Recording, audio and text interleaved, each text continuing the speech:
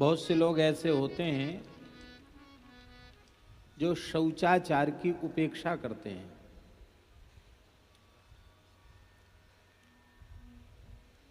पर शौचाचार की उपेक्षा करना अच्छी बात नहीं है।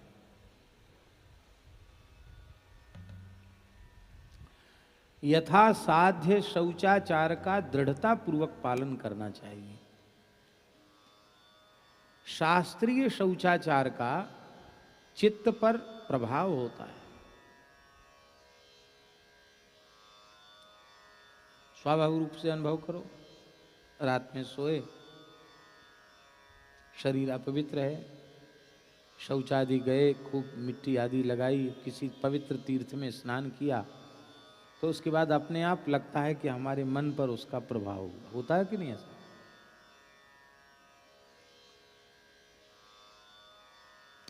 बाह्य शौच का आंतर शौच से संबंध है।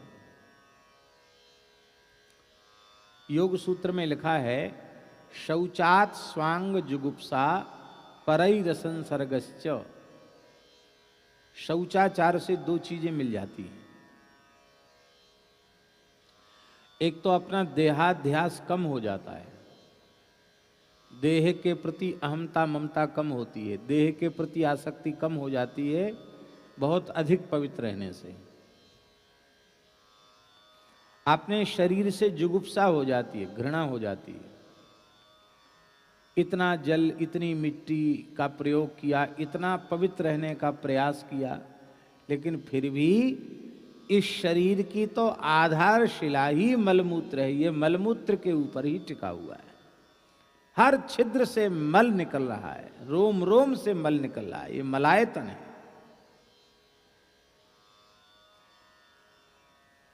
ये जुगुप्सा है। और परई ही असंसर्गश्च, दूसरों से असंसर्ग। ये देखा होगा कि जो लोग बहुत अधिक पवित्र रहते हैं वो दूसरों के स्पर्श से बचते हैं। क्यों? आप कोई व्रत करो, कोई अनुष्ठान करो, तो उसमें भी किसी का भी स्पर्श निषिद्ध है। क्योंकि व्रत के समय आप जितनी पवित्रता का ध्यान रख रहे हैं, उतनी पवित्रता का ध्यान हर व्यक्ति रखे, ये संभव नहीं है। तो उसके स्पर्श से भी हमारे चित्त पर प्रभाव हो सकता है। उसके कैसे परमाणु हैं ये तो आप नहीं जान सकते हैं। तो इसलिए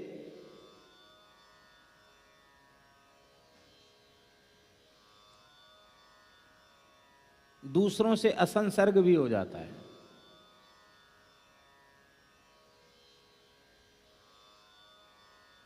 किसी को छूने का मन नहीं करेगा।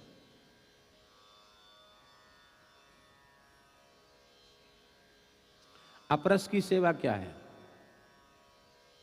ठाकुर जी की जो अपरस की सेवा है वो यही तो है, पराई ही असंसर्गश्च।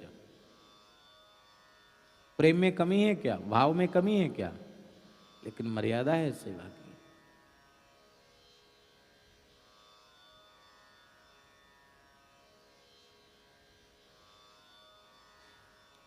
बहुत से लोग कहते हैं कि अरे राम ही केवल प्रेम प्यारा, जान ले जो जानन हारा। भगवान तो प्रेम को ही स्वीकार करते, आचार विचार भगवान के लिए कुछ नहीं है। ये क्या है? ये सब तो ढकोसला है।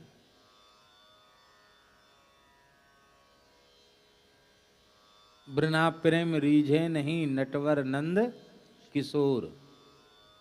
प्रेम होगा तो रीझ जाएंगे। तो ये आचार विचार की क्या जरूरत है?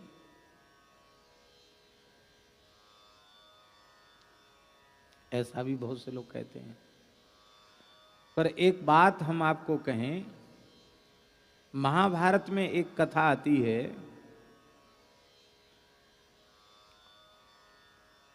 कि एक ऋषि का शिष्य आयुध धौम्य नामक ऋषि का शिष्य उत्तंक, वो गुरु दक्षिणा चुकाने के विचार से गुरु माता की आज्ञा प्राप्त करके महारानी मदयंती के कुंडल लेने अयोध्या गया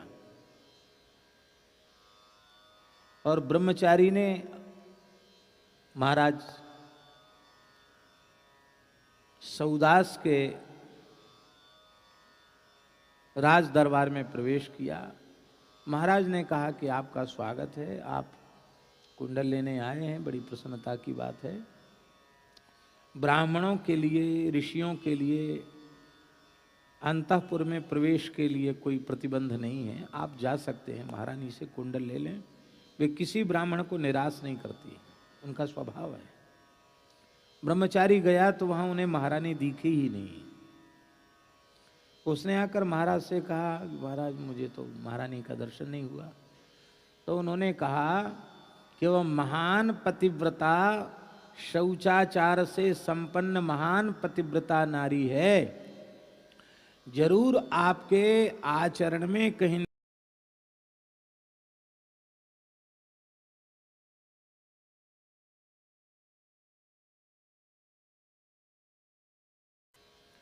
अब ये ब्रह्मचारी विचार करने लगे कि हम त्रिकाल संध्या करने वाले, नित्य वेद पाठ करने वाले, दोनों समय समिधा दान करने वाले, विधिवत संपूर्ण वैदिक सदाचार का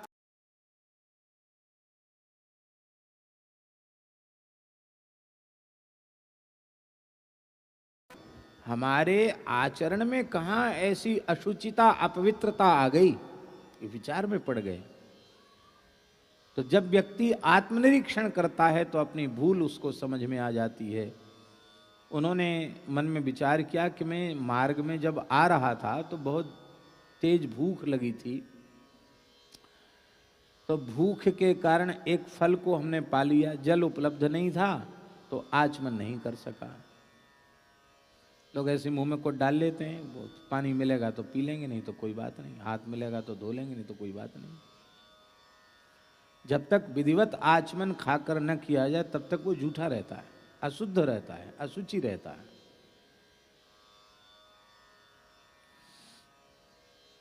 ये भूल हो गई।